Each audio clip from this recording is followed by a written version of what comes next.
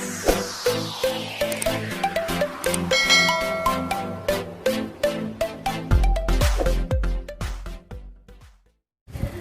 New Year, guys! Welcome back to our channel. This is Teacher Julie and Teacher Jasmine is over there. I hope you had fun during your Christmas vacation. And now, going back to reality. So we will be back again with our video on how we are going to deal with the problems in mathematics. Are you ready, guys? I hope you do. I want you to listen very carefully on how we are going to factor a polynomial functions. Are you ready, guys? Okay. Example number 1. Factor completely our polynomial function y equals x cubed minus 4x squared plus x plus 6. So how are we going to factor this polynomial? What we're going to do is we will be using only the method using synthetic division. We will be getting our polynomial equation. So this will become x cubed minus 4x squared plus x plus 6. Since we will be using synthetic, we will only get the numerical coefficients of all these terms. So in the first term, we have x cubed. So the numerical coefficient is 1.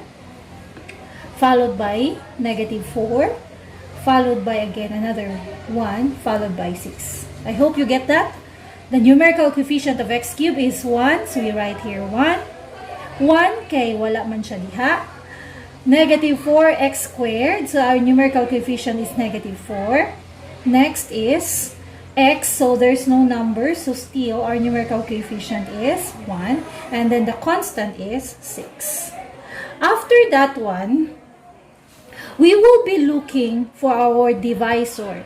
We will be looking for our divisor that will give us a remainder of 0. Take note. How to do it? We are going to look for our constant. Our constant is 6. Since our constant is 6, we will be looking for possible roots. Possible rational roots. So what are the possible rational roots? So in our 6, we will be looking for factors of 6. So factors of 6, these are 3 times 2. Do you agree?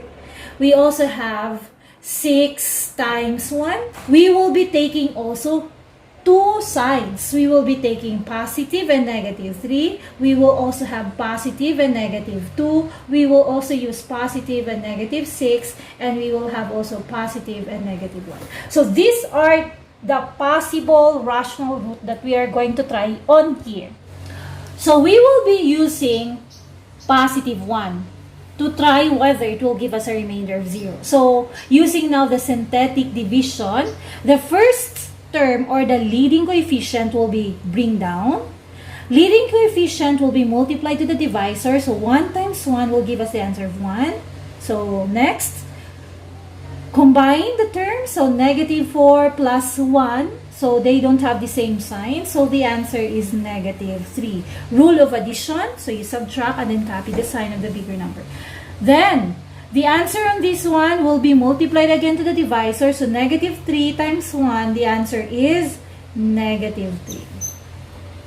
And then, you add 1 plus negative 3. Still, they don't have the same number. So the answer will become negative 2. And then, negative 2 will be multiplied again by 1. So the answer is negative 2. Combine 6 plus negative 2. Is this correct? Will the remainder give a 0? If your answer here is no, then automatically positive 1 is not a root of our polynomial equation or polynomial function. So we have to change. So what are we going to do? We have to erase. The remainder is not equal to 0. Then we are going to try the other possible rational root. We will be trying negative 1. So our divisor is negative 1. Bring down, so we'll have here 1. 1 times negative 1, the answer is negative 1. Add negative 4 plus negative 1, the answer is, yes, that's negative 5. Negative 5 multiplied again by the divisor, negative 1. So negative 5 times negative 1. The answer is positive 5. And then 1 plus 5, the answer is correct. That's 6. 6 times negative 1, the answer is, yes, the answer is negative 6. But how much is 6 plus negative 6? Absolutely. The correct answer is 0. Since the remainder here is 0, automatically negative 1 is one of the root of our polynomial function.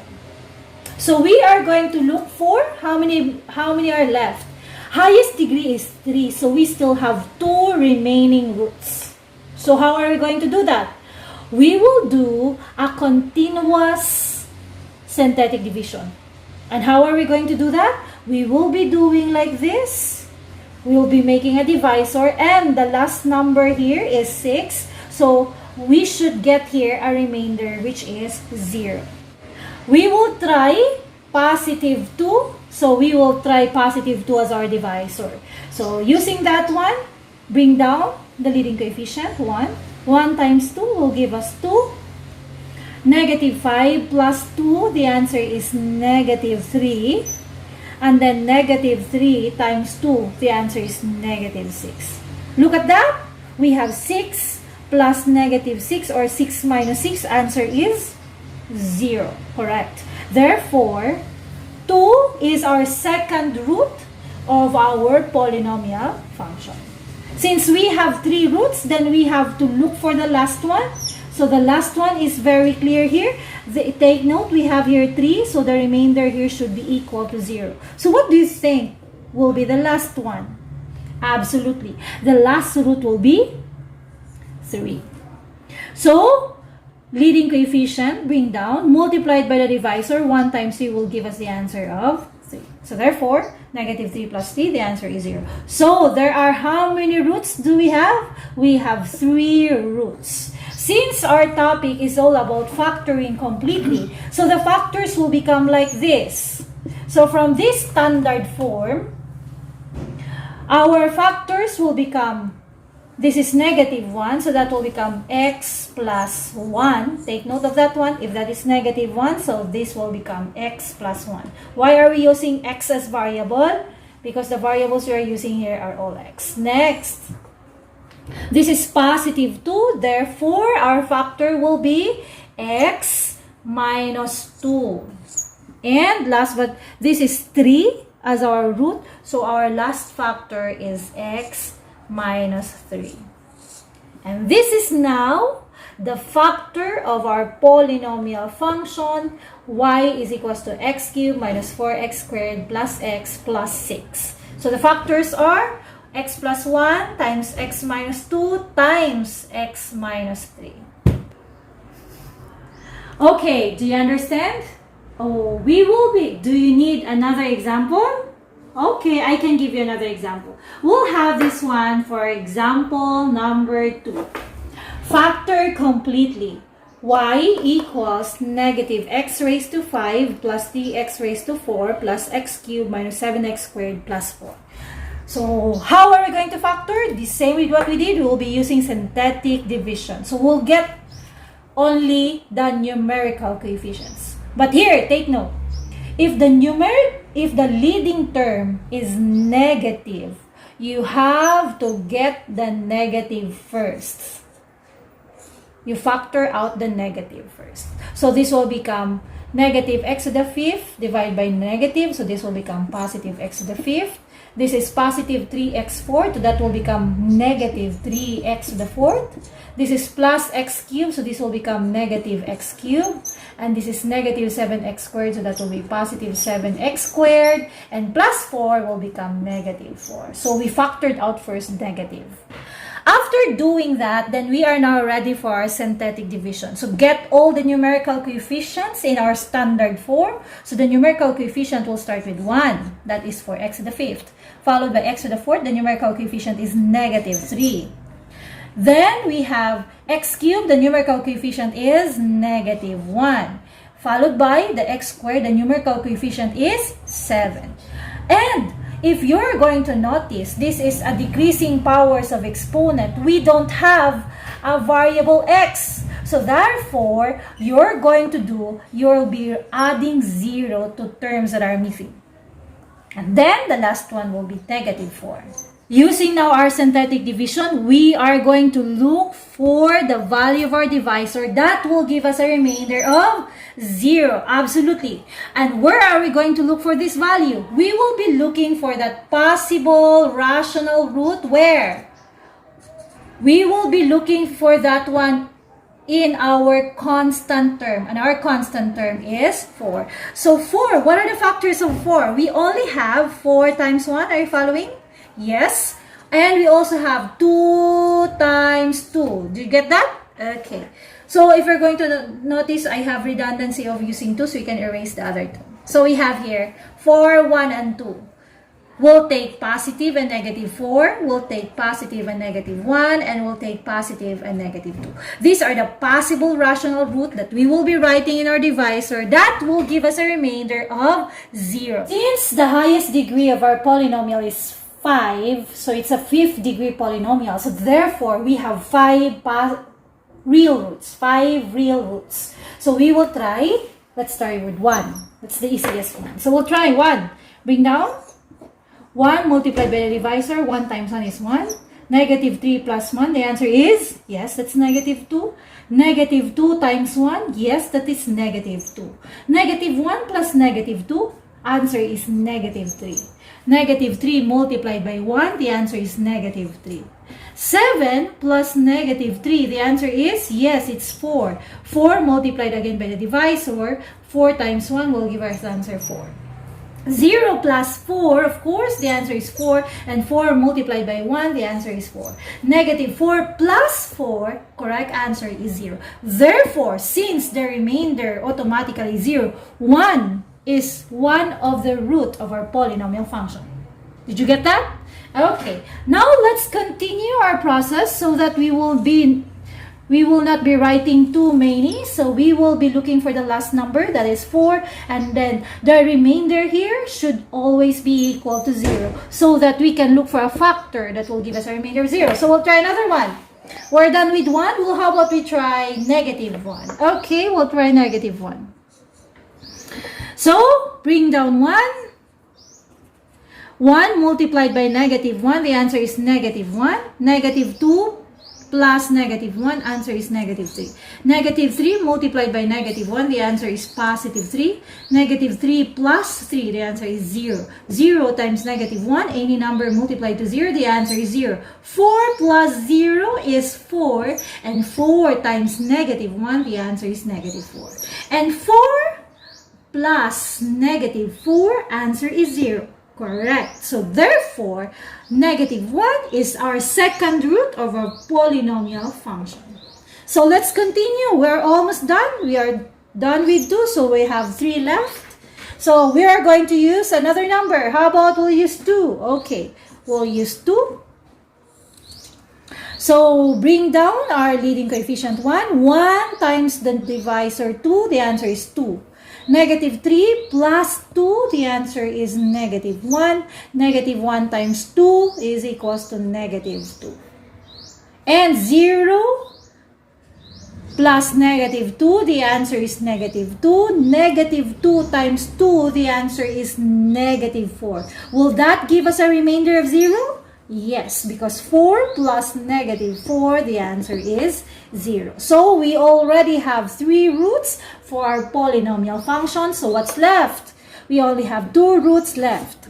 So if you are tired already using synthetic division, there's another way. You are going to depress this equation because I'm already depressed. What is the depressed equation? These numbers here are all the numerical coefficients. So since we already get the 3 roots, so we subtract our degree, 5th degree by 3. So we will start with x squared.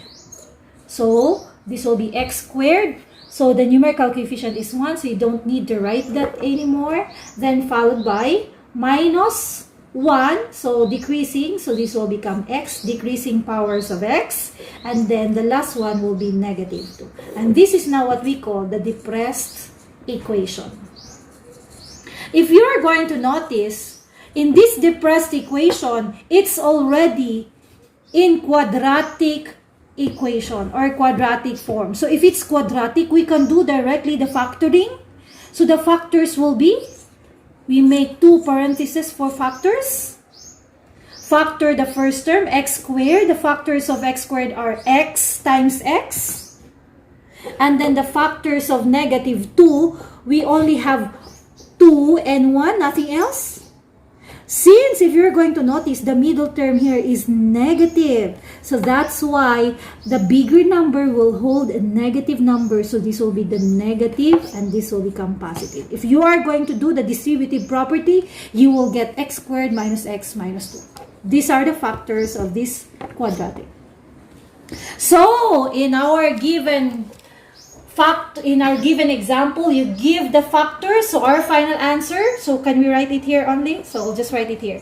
So y equals, so the factor will become, do not forget, we still have here negative.